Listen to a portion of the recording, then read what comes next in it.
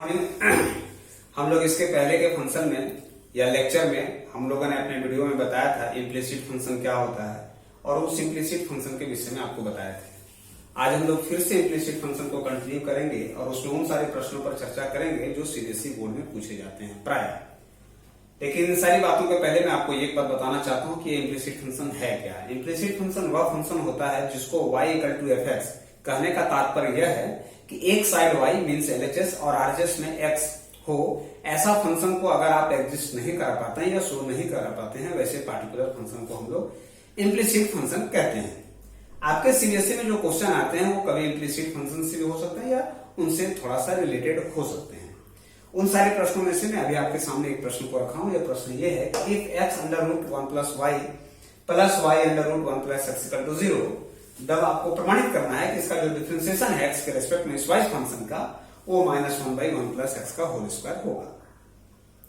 तो जरा देखिए, आपके मन में ऐसे प्रश्नों के लिए डायरेक्ट एक भाव आएगा कि क्यों नहीं हम इसको डायरेक्ट डिफरेंशिएट करते हैं, लेकिन जी नहीं, डायरेक्ट डिफरेंशिएट करेंगे तो आपके ये फंक्शन थोड़ी कॉम्प्लिकेटेड होगी। प्रूफ तो होगा, सॉल्व होगा, लेकिन आपसे रॉन्ग होने की प्रोबेबिलिटी बढ़ती चली जाएगी। क्योंकि आरएच में हमारे पास 0 है, आरएचएस में, तो हम लोग इस फंक्शन को इस प्रकार से भी एक्सपेंड कर सकते हैं कि अगर मैं इस फंक्शन को एक्सपेंड करूं तो जरा देखिए कि x√1 + y के ही बराबर मिलेगा -y1 + x, ऐसा आपको मिलेगा। और अगर मैं स्क्वायरिंग बोथ साइड कर दूं तो आपको यह भी मिलेगा कि x² 1 + y must be equal to y² 1 + x, और ये हो जाएगा देखिए x² + x²y -y² this equal to 0। अब अगर आप ऐसा करें x² - y² और इन दोनों में अगर आप xy कॉमन ले लें तो x - y बचेगा। यहां से आप x - y अगर कॉमन लेते हो तो यहां बचेगा x + y + xy।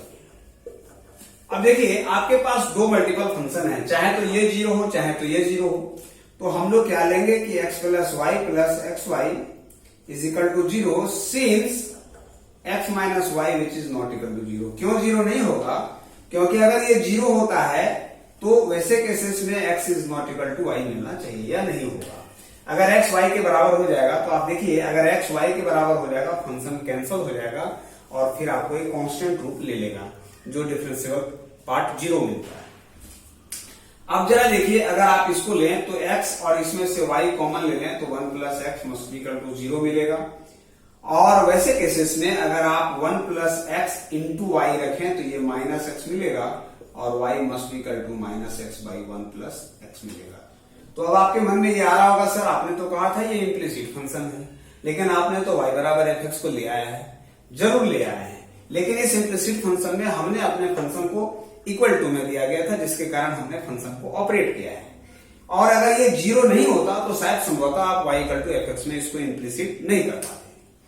अगर आप इसको डिफरेंशिएट करते हो जनाब, या ऐसा होता है माइनस कॉमन ले लेते हैं तो 1 + x, x का डिफरेंशिएशन -1 और x करेंगे तो इसका हो जाएगा 0 + 1/1 + x²। और देखिए ये x पार्ट कटेगा, इसीलिए -1/1 + x का होल स्क्वायर हो जाएगा। ये आपका सोल्यूशन ऑफ द पार्ट है। ये बड़ा इंपॉर्टेंट क्वेश्चन है सीबीएसई के लिए। Now one more important question for the CBSE. मैं इसको इरेज करता हूं, आपको दूसरा क्वेश्चन बताता हूं, और वो क्वेश्चन ये है कि if y is equal to if sin y is equal to x sin a plus y, then prove that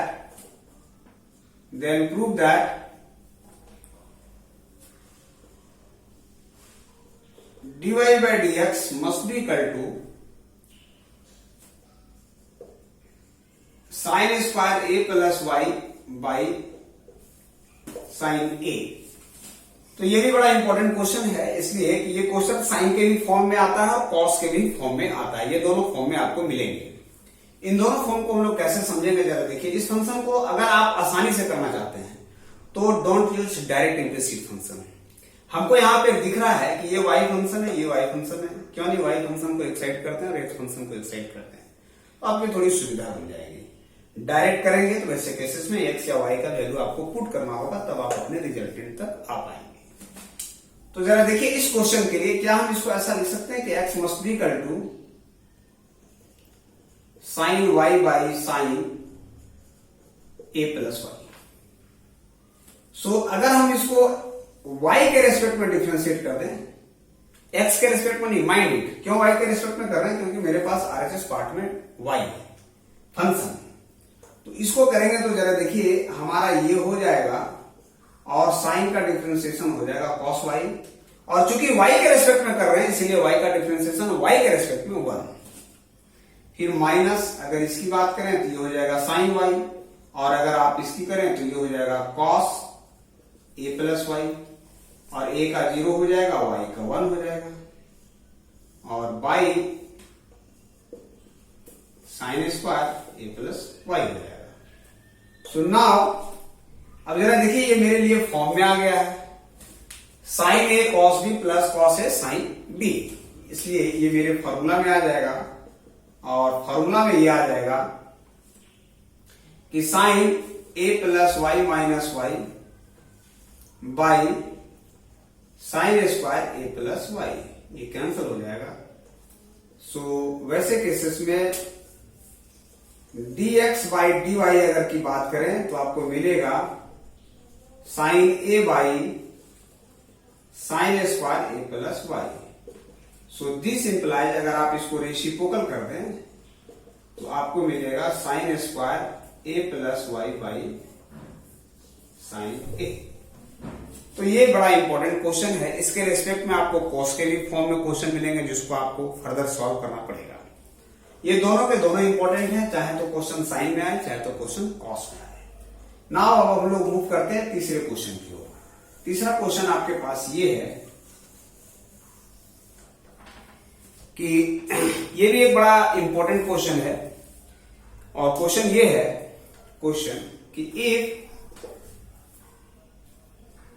e to the power x plus e to the power y must be equal to e to the power x plus y, then prove that कि dy by dx is equal to minus e to the power y minus x।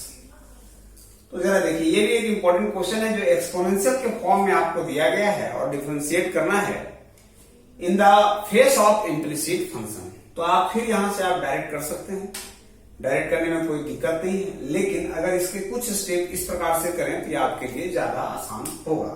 देखिए right hand side में e to the power x plus y है, अगर मैं इस e to the power x plus y को both side दोनों side divide कर दें तो हमारा RHS पार्ट 1 हो जाएगा। जैसे ही RHS पार्ट 1 होगा तो किसी कांस्टेंट को डिफरेंशिएट करना 0 हो जाएगा, और 0 होने के बाद हम अपने फंक्शन को LHS टू RHS ऑपरेट करने में इजी होगा। इसीलिए हम लोग क्या करेंगे कि dividing both side by e to the power x plus y. वैसे केसेस में e to the power x प्लस e to the power y divided by e to the power x plus y that must equal to 1, दोनों side divide होगा। अब जरा देखिए e to the power x divided by e to the power x plus y plus e to the power y divided by e to the power x plus y that must equal to 1। जैसा कि आपको पता है base same होने से power minus हो जाएगा, और जैसे ही पावर माइनस होगा तो हमारा ऑपरेट करना आसान हो जाएगा। देखिए ये y से ये कैंसिल हो जाएगा और इससे ये कैंसिल हो जाएगा, तो e to the power minus y plus e to the power minus x must equal to 1। अब हम इसको डिफरेंशिएट करने का प्रयास करेंगे। तो जरा देखिए differentiating both side with respect to x। अगर मैं इसको दोनों साइड x के रेस्पेक्ट में डिफरेंशिएट करता हूं तो वैसे केसेस में हमको क्या मिलेगा, तो जरा ये देखिए ये मिलेगा e to the power minus y into d y by d x, और ये इसके कारण नेगेटिव। इसकी बात करें तो ये भी नेगेटिव हो जाएगा, और चूंकि x का 1 हो जाएगा और ये हो जाएगा हमारा 0। सो मिल जाएगा देखिए d y by d x e to the power minus y, यहाँ minus must be equal to e to the power minus x. So dy by dx must be equal to minus e to the power minus x divided by e to the power minus y, or dy by dx that must be equal to minus e to the power y minus x. Hence this is your result. तो ये आपके लिए एक बड़ा important question है। तो देखिए ये सारे के सारे बोर्ड प्रश्न हैं जिनको आपको अच्छी तरह से प्रैक्टिस करना है, और इसी मोर और लेस कंसेप्ट में आपको इम्प्लिसिट फंक्शन मिलेगा जिसको आपको अपनी अच्छी तरह से पकड़ बनानी है और प्रयास करना है। इसके अगले क्लास में या अगले वीडियो में हम आपको उस फंक्शन के विषय में देंगे जिसका नाम है लॉगरिथमिक फंक्शन, और उस लॉगरिथमिक फंक्शन में मीन्स लॉगरिथमिक फंक्शन का हम लोग कैसे डिफरेंशिएशन करेंगे with the help of the calculus method, उसके विषय में जानेंगे। तब तक के लिए धन्यवाद।